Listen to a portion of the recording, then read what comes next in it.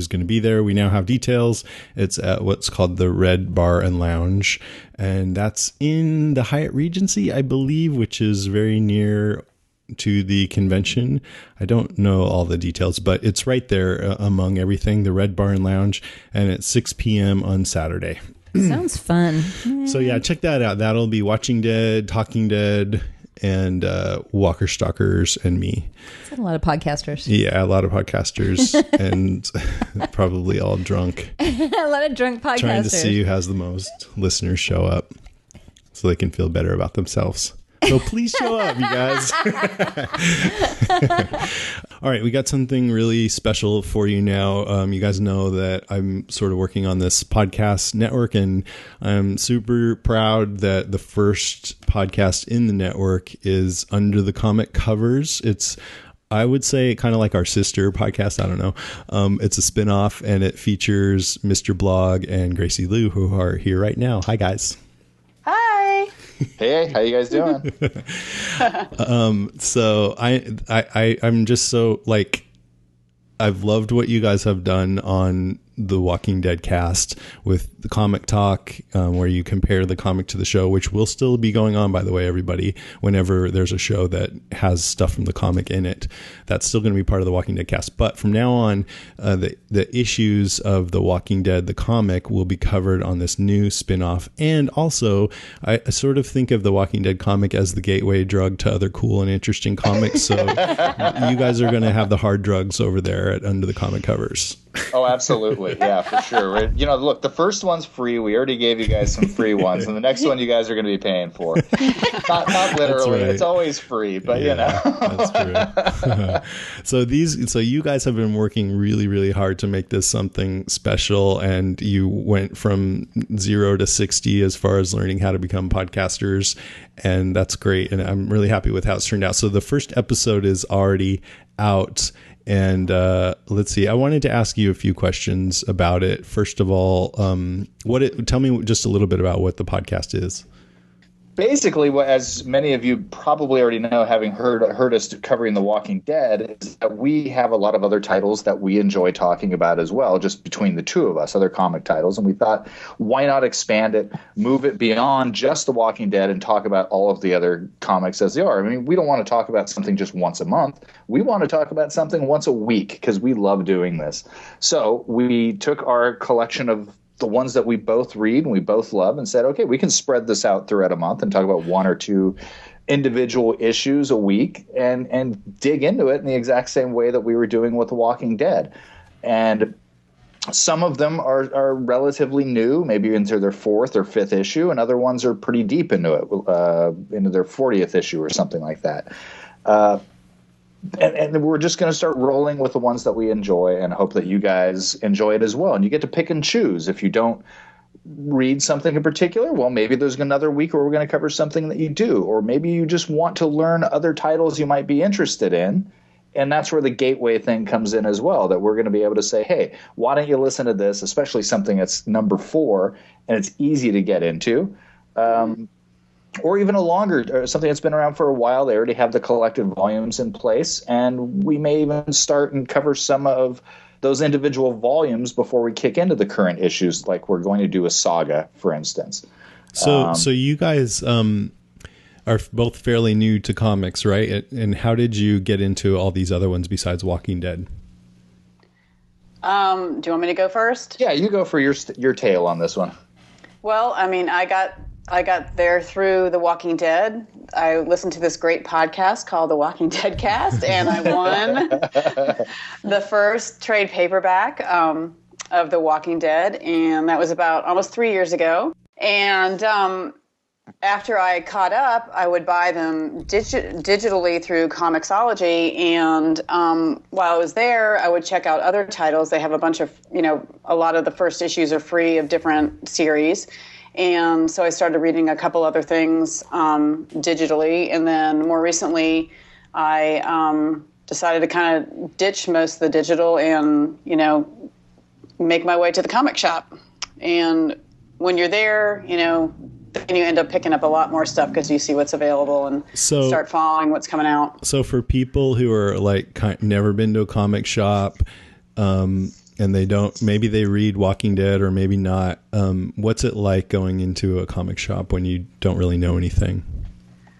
I think I was a little intimidated at first, but I just went in and, immediately the manager came over and, they always greet you and they're, wanted to know, what I was in for, what brings you in, and were very helpful. And I was just open with having questions. I didn't pretend like I knew what I was doing. I told them what titles I was currently reading and, what kind of stuff I liked. And so, they helped me find what I needed and, got me my little subscription list going. And, it was all pretty easy.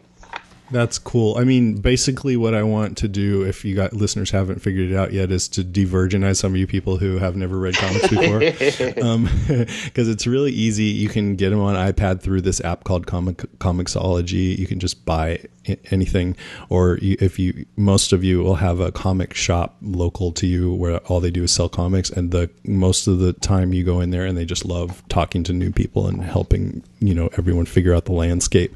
But I want to know just a little bit about the comics that you both are going to be talking about and why you picked those. I mean, I know you hate Spider-Man and all superheroes, so I think it's a bunch of comics that you picked that probably, for the most part, people who like The Walking Dead would probably be into, right? We think so. I mean, my history with the comic things go back a little bit further than The Walking Dead, in that I was a complete literature snob, English major, creative writing, and I turned my nose up at comics. So I'm with you that I want to de-virginize some people as well, because I got into it fairly late, until both Entertainment Weekly and Time Magazine had their greatest novels of the 20th century or whatever it was, and Watchmen kept popping up. Both of the lists had Watchmen as the greatest novels. And I'm like, what is this? I kept hearing about it. What is this? And then I finally decided, all right, screw it. I'm going to go pick this book up. And I read it, and I was blown away by what could be done in this medium. And I was lucky enough to have a guy, not at a comic book shop, but somebody at the local Borders where I lived, rest in peace, who turned me on to a lot of great titles. Yeah, well, the Borders. Oh, right. But turned me on to Sandman, turned me on to V for Vendetta, Preacher, all these great older series. And it wasn't until The Walking Dead that I started reading the monthlies as they were coming out. So, well, tell me, I don't really want to get into each and every series that you're covering, but tell me the two that you think people might be interested, what they're about, and how, if people want to get caught up, how they would do that. Okay, I'll take that. I'd say the two ones that I think will be the easiest for people to jump into are going to be Saga and Sex Criminals, personally. Do you agree with that, Grace? Yeah, I think so. Okay. Especially because how we're going to be covering Saga. Yeah. Saga already has 3 volumes out, but they take a 3-month hiatus in between each six issue arc. So they're currently in their 3-month hiatus. So what we want to do on Under the Comic Covers is to cover each one of those volumes as right up to the point where that issue number 19 is going to be released.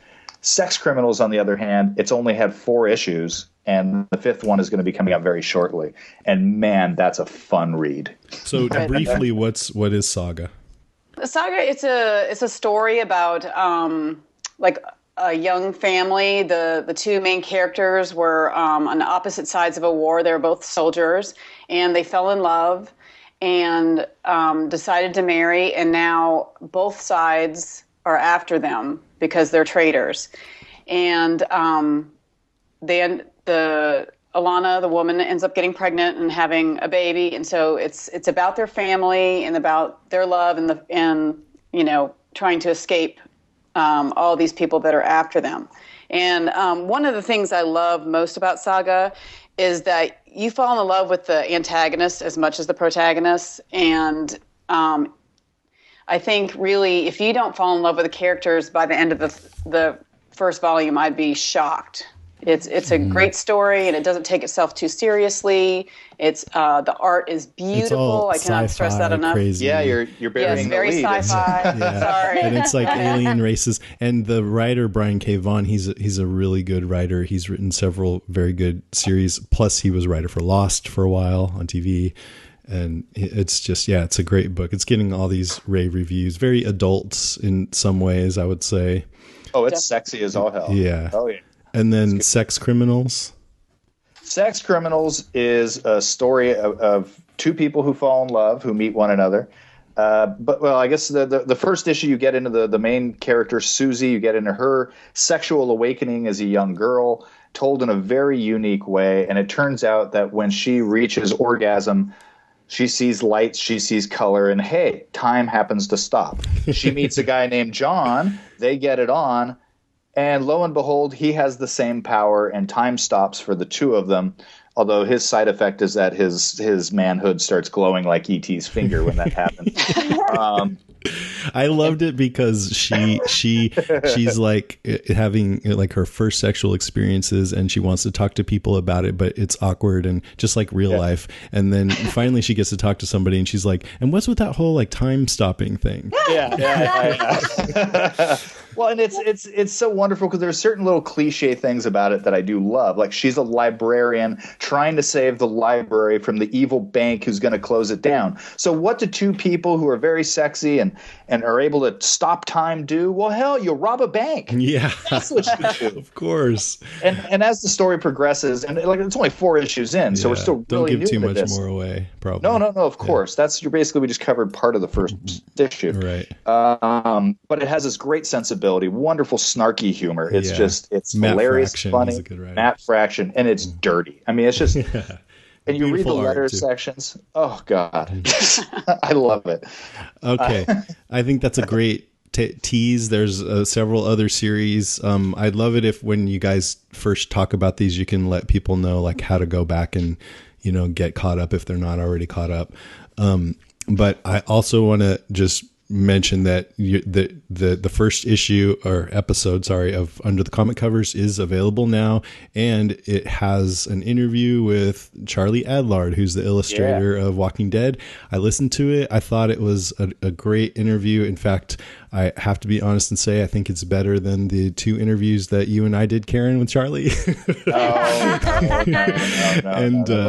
We are neophytes into the interview business. But you guys got into some real nuts and bolts about The Walking Dead and what he thinks of the story. And now, now that there's been more on the show that matches up with the comic, you got his thoughts on that. And it's just really good. So I think if you guys want to check it out, go to iTunes, search for Under the Comic Covers, or go to underthecomiccovers.com, and you can, find out all the contact information and everything there. And it's available right now, so you can get it right now if you want. And we did just get a phone number, so you guys can call in and leave messages if you want. So yes, that'll be on our site. Okay, cool. And then I just also wanted to mention you're about to do your second episode, which will feature a review of this week's issue of Walking Dead, right? Correct. Yes, The Walking Dead 123. And Manifest Destiny #5, another new title that's just kicking in as well. So nice. All right. Thanks, you guys, for coming on and talk about that. Thanks for having us. Cool. Good to talk to you guys. Talk to you later. Bye. Bye. Bye. Attention shoppers, Deadcast Top 5 in 5, 4, 3, 2. Okay, it's Deadcast Top 5 this week. It's Top 5 highlights for Season 4, Episode 13, Alone. Alone. Where? I loved it. You did? I did. I really did. It was one of my favorite We're episodes. flipped this week. We flip a lot these days. Sometimes. Yeah, I gave it 4.85 out of 5 brains. That was high. I know. Well, Ernest Dickerson, who's a wonderful director, directed it. Mm-hmm. And I thought there was lots of action, and it kind of broke my heart, too, in a good way, in the way I want it to. So I love the acting, love how cool. everything is sort of building I like towards that. the end. What broke your heart? I guess, is that one of your points? Yeah, it probably is, huh? We'll talk about it. I used to think Ernest Dickerson was good too. No, I'm just kidding. Wow. He's good. I can't believe No, I didn't hate it. I thought it was good, but a bit uneven. I did like it a lot, actually, but I gave it 3.8 gags, which out of 5, that's not so bad. Right? No, it's fine rating. It's a fine rating. So let's get started. You go first. Okay. So I'll go with the intro because it's the first thing, and it's the thing that that was sort of on my mind more than anything else. The music I thought was perfect and fitting. And although my husband might disagree, I don't easily cry during TV shows and movies. And especially, I don't cry when I'm supposed to cry. But I got to tell you, something about this episode and the idea of being alone, it totally made me cry. It was so wonderful. He was, especially Bob at the beginning, he's so sad and lonely with the music playing over.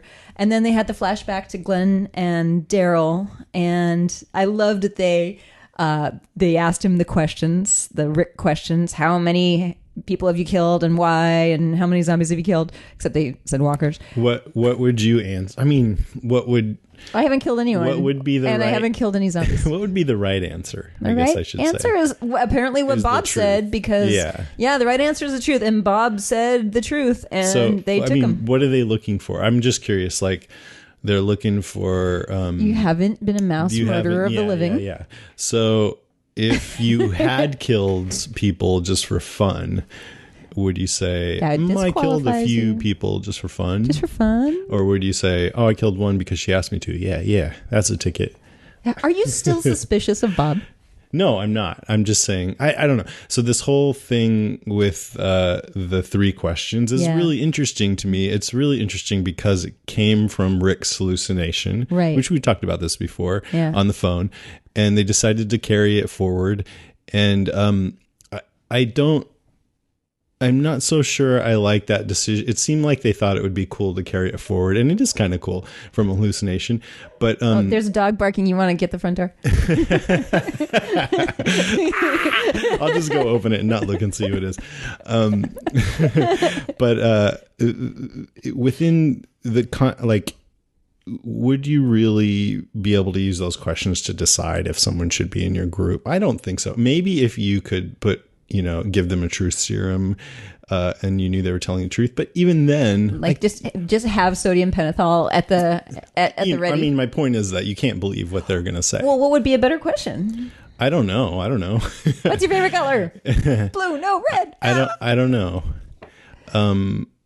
It seems like it would be better to get to know them, I guess. I mean, it sure isn't what they did with Randall, which is lock him up in a barn and torture them and then just kill him. and then lock him up in the trunk. It's interesting that back when Randall was around, they were like, we can't trust anybody. And now they're like, oh yeah, he said he's only killed one person and she wanted him to. So let's bring him in with the group. Well, they made a conscious choice. Rick made a conscious choice, and maybe he convinced the group that they're not going to do this alone. They can't do this alone. So you don't get where I'm coming from on this at all? I get where you're coming from at this. If you're going to ask those 3, if that's really going to be your criteria, it doesn't really hold up, because you can't trust that the person's going to tell the truth, right? So you might as well not even ask him anything. Maybe they're good at reading people. Like, maybe you have to be good at reading what their answers are. Like, it doesn't even matter what the questions are if you can read whether people are lying or truthful. I mean, I think if that's the case, that would be at least somewhat defensible. I don't really think that's what they're going for on the show. I think they're being really straightforward about it. Yeah. But anyways, it's interesting that they're doing it. It gives it kind of a poetic quality to it. Yeah, but absolutely. As far as pragmatism goes, I don't buy it. It didn't ruin anything for me or anything, but you just brought it up and I wanted to touch on it. Yeah, no, it's a good point. But the beginning too, also that you brought up is Bob Stuckey, how sad he looked. Mm-hmm. And I think Lawrence Gilliard Jr. did a really good job. He just seemed like some homeless people that you see sometimes. They're drunk and their clothes are tattered and dirty, and the way they walk, he looked like that to me. Yeah. And the far away look in his eye and everything. Was he drinking cough syrup in his little man cave? I think so, yeah. Yeah, I would probably be hitting the cough syrup too, quite frankly. And yeah, well, he's an alcoholic. And I also liked that he made like makeshift bars. Yeah. Out of wood or something. Yeah. And then the one zombie was reaching through and he was just like staring at it like... Yeah. Yeah. I like that scene for some reason. It was cool. Well, he was high on cough syrup. He wasn't like eager to kill it. He's just like looking at it. Oh, there's another one. And maybe a zombie looks really fascinating when you're totally stoned on cough syrup. Looked at a zombie. Really looked at a zombie? Cool. What else? That's it. Oh, for the intro? That's my number 5. Yeah, I mean, I actually dug the intro. It started off with one of those soulful songs that they sometimes end on, and I kind of wonder if that is more effective at the end. But I thought it worked pretty well. Did David like it? Yeah, he did. He did. Okay. Although I didn't ask him to give his brain rating, but yeah, he liked it. He liked the episode, He but I liked mean it, the but intro. he was wondering why the heck I was sitting there weeping on the couch. And Well, it's called Alone, and it's a lot about being alone. Bob hates being alone. That's like his main thing. Yeah. Right. Right. And why he has seemed so just a sad sack. And in the last couple episodes, he suddenly is happy, and I really love his attitude. He's got this calm, like, I'm just loving life right now attitude, which is so unique for the show. yeah, even when he got bit, he was like, "Oh, check it out! He it bit was me on the nothing. bandage." Which did you buy that? I mean, That he got I bit on the believe it's bandage? true, but in the moment, I was like, is he like Jim? I know. You know? I was thinking that too, and especially the next morning when Sasha wakes up and sees him kneeling there, looking at the ground. I thought, "Oh my God, this is when Bob I know, turns around and It's when he turns, and yeah. he's just looking at the sad message from Maggie. I wonder if they were, purposefully playing with their minds. I think they there. were. Let's give him credit. They were messing with us. But it just his like kind of really content, almost joyful attitude is I really was like really into that, and I think just thinking about it now, it may be because it's so rare on this show. Yeah. Before I'd said a couple times that I wanted Bob to be a total fuck up because it'd be interesting.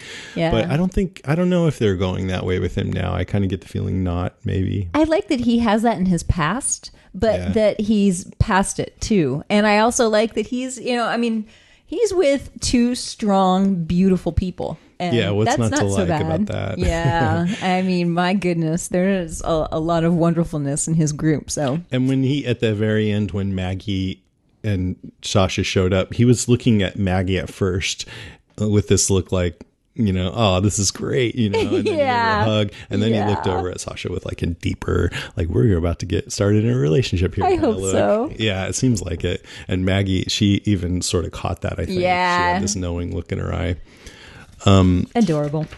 Well, my number 5 was the mortuary / cemetery. I just the imagery of cemetery-ness is so cool. Yeah, it is. They didn't spend much time at the cemetery. know, mean, they not had enough. They had the one scene where Beth and Daryl pause for a moment and Yeah. look at the gravestone, and it says "beloved father," and it was really sweet. And she just Yeah. lost her own beloved father, and it was I really wonder nice. how many times on set that day someone said, "They're coming to get you, Barbara." Wouldn't it be great to be a zombie extra in the cemetery? Yes. I mean, I simultaneously love and am disappointed in this because they had the cemetery and the mortuary, but I don't really think they showed any zombies shambling among the gravestones. No, I don't And think they so missed an either. opportunity. They should have done that at night at least, because they were shambling around at night. Yeah. Why not show it? I mean, I wonder if they were just like, well, we've seen that so many times, but it would be such great fan service Oh to my show god, that. for sure. They know? did show Daryl climbing into a coffin, which I Yeah. thought was great. And they didn't have any. I can forgive them from not having any zombies rising from graves, because that probably doesn't make sense within the. I mean, they would have already come out of the graves if they were going to. I'd like to see that sometime on the show. I wonder if dead people in their graves don't rise up. Well, they probably they're can't not get infected. out. And they're not infected. Oh, maybe not. Yeah, that's true. But, what I'm saying is probably makes sense within the context of the show. But I'm like, oh, look, a cemetery. I want to see zombies rising out of graves. And then when they went down, and there were like corpses on those, what do you call it? Like embalming tables. Yeah. I think they were playing with us there too. Because Daryl and Beth are sort of just casually standing right next to the corpse. Yeah. And it didn't seem to have a brain injury. And I looked up embalming, and it says most of the time, or these days, they don't take out the organs when they embalm. Right. But maybe, I mean, they do drain out all the bodily fluids. Maybe Ew. zombies need bodily fluids, blood and stuff. Zombies don't need much except your Your brains. sweet flesh. But did you think those zombies those corpses might rise up when Totally. you're looking at that? Yeah, And you would absolutely. think that Beth and Daryl would at least, Poke them. think about that Take possibility. a stick and poke them. They should have. I mean, I would've done that. This isn't a huge criticism either, but it's a little bit like they should have at least seemed a little like cautious. And they were just like, "Oh, look at this dead body." You know, it's like, "Oh, wait, wasn't there something about dead bodies lately?" Nothing, Yeah. you know. Well, also, Beth thinks they're beautiful. Yeah, that's cool. I mean, I think there was a sentiment there about liking that people still wanted to try and make them look like they did before and go through the trouble of that. That's nice, but then you don't just ignore there's a possible threat to your life. And they're gonna there too. turn you into the undead. A little bit more with like the whole like mortuary-ness. I loved when Daryl scraped his fingers across the corpse's face and it rubbed off the makeup and you can see all the decay underneath. Because you don't really get to see that very often. Yeah, pretty gross. Try that at a funeral, but I've never tried that. Please never try that, people. Please. And then when the zombies charged in after Daryl yes. and he was trying to get away, it was creepy. Like when he answered the door and they came charging in, I love that, even though it was stupid of him. And then when he started moving the embalming tables in between him and the zombies, it totally reminded me of that Walking Dead escape Yeah. Yeah. in San Diego. And Karen and I went through this zombie obstacle course because you could move similar things in Right, between and them. that's how you do it. You keep the zombies away by maneuvering the objects. It was brilliant. I was Yeah. like, "Go, Daryl!" It was good. go!" Yeah, I believe. I mean, there's so many zombies coming after him, but they made it look really good. They did. How he got out of there. And I then believed it. he had a big syringe. He also had a scalpel as weapons. Scalpels. Yeah. Check.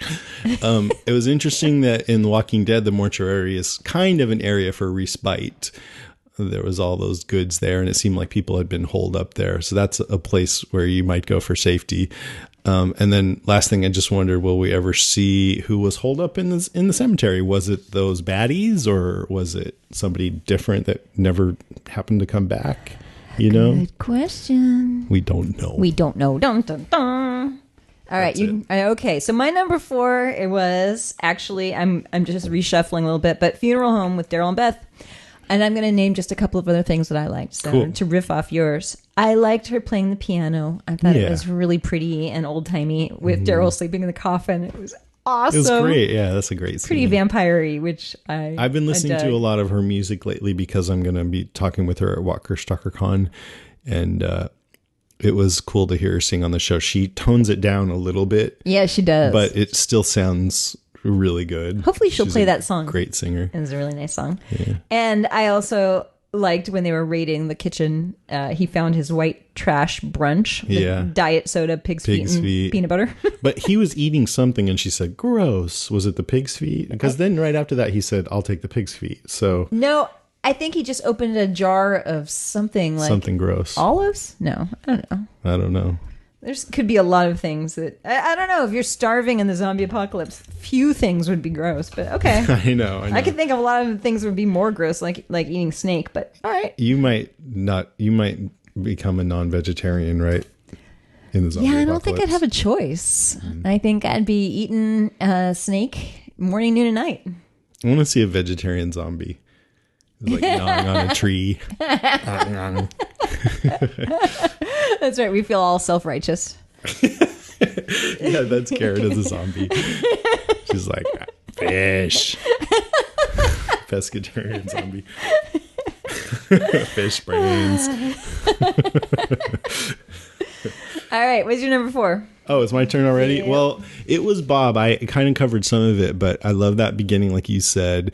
I thought it was a little bit like he doesn't want to be alone, and that's why he's was so unhappy in the beginning, and now he's so happy because he's not alone anymore, to the point where even when Daryl asks, when he first met Daryl, he goes, "Don't you have any questions for us?" And Bob says, "It doesn't matter who you are." Right. And that's because he just doesn't want to be alone, and he would even risk being with bad guys rather than go another day on his own. I thought that was cool, but a little bit simple, I guess. But I don't know. He yeah. looked at the end of his rope. Yeah. I mean, no, overall, I thought it was great, and like I said, I just loved his happier attitude. I wonder, he talked again about the two groups that he was with and how they're all dead, and he was the last one.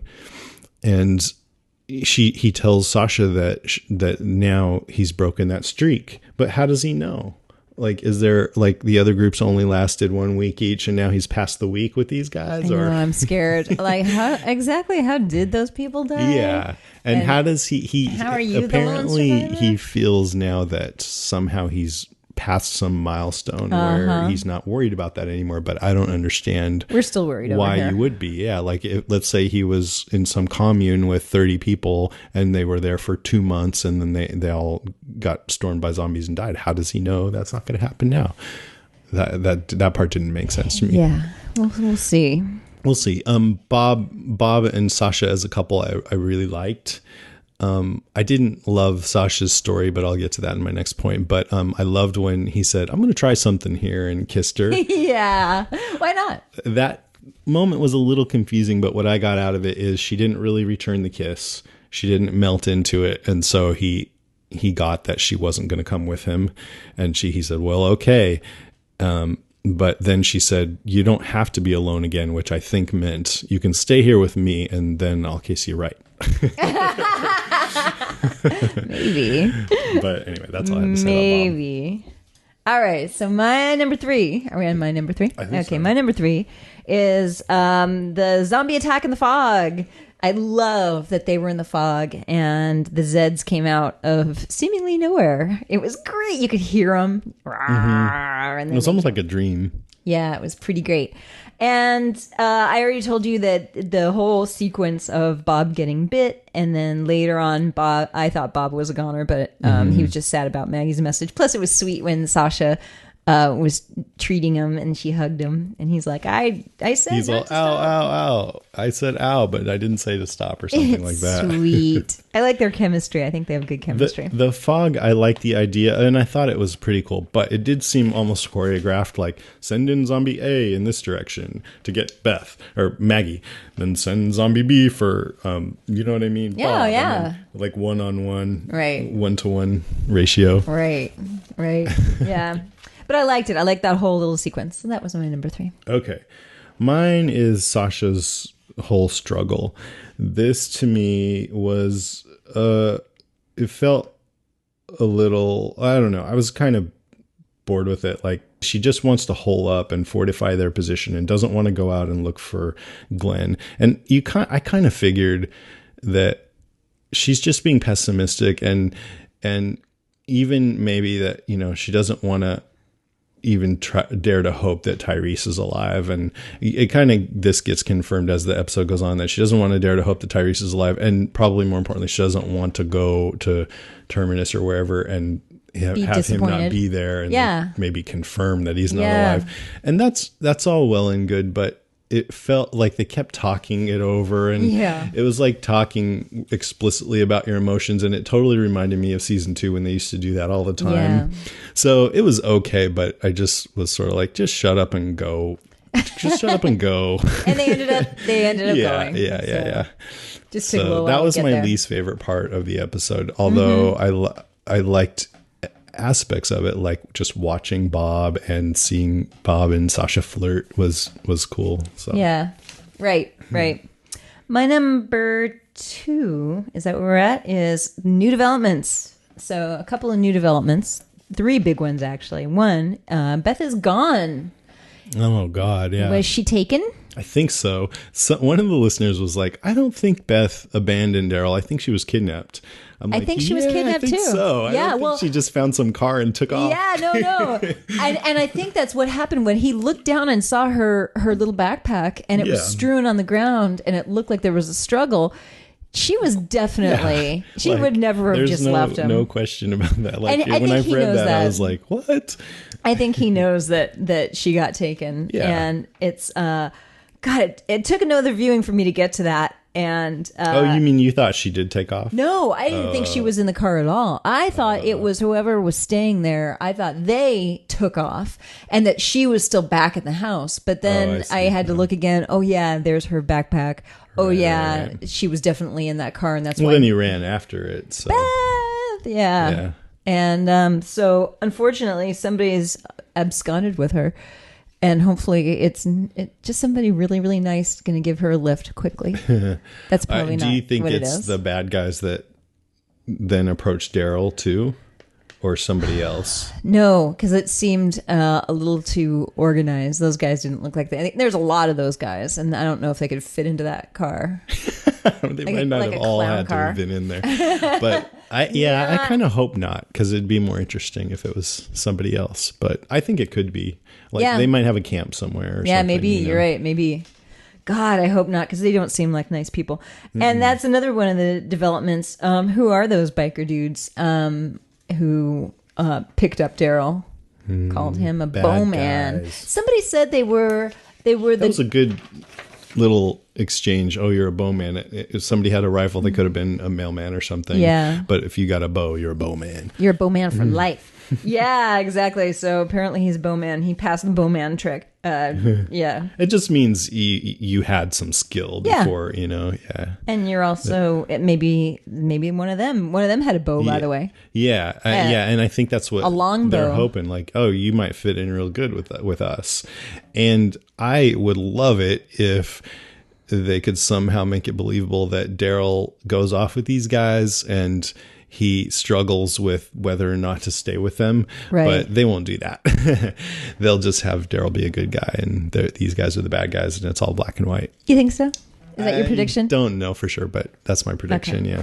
And What do you think? well, You think Daryl will struggle with his inner no. bad guy? I absolutely agree with you. I think that's my prediction too. Yeah. He's gonna outsmart them and get out of there, Mm-hmm. and he's gonna help get Beth back. I also think that whoever kidnapped Beth led those walkers to the door, Yeah, maybe. Yeah. because the walkers didn't just show, and the dog didn't just show up there on their own. I think it was all quite calculated. There was a sign on the door after that said "brains here, brains inside." So the zombies Did it really? lure them over there. No, it didn't. Liar. All right, what's your number 2? So my number 2 is Daryl and Beth, their relationship. Yeah. Last episode, I liked that they had all that bonding time, but really they didn't go into any kind of major suggestion that there could be romance. And I think you could even say the same thing about this episode, but they did seem a little more intimate to me. They were holding hands when they were looking at Herschel's, or not Herschel's grave, but like a stand-in for Herschel's grave. They reached over and held hands. And, that could be totally innocent. And then later, Daryl carries her into the kitchen and she's kind of laughing, and it reminded me of a groom carrying his bride over the threshold. Yeah. And then later Daryl suggests that why don't we just stay here for a while, and if people come back, maybe we can make this work. And there was kind of a moment between them, and I did sort of feel like they're skirting that line of flirting with maybe the possibility of something happening between them. Yeah. And I thought, I really think they're not going to go over that line. They never cross it with Daryl and Carol, and I don't think they're going to cross it with Daryl and Beth. But I did feel like if Daryl and Beth, or two people like Daryl and Beth, were together in the zombie apocalypse and spent enough time caring for each other and saving each other's lives, I think it would be pretty much inevitable that they would end up hooking up. Yeah. That's what I think. Yeah. Yeah, and honestly, I mean, you don't have a giant dating pool out there. Yeah, exactly.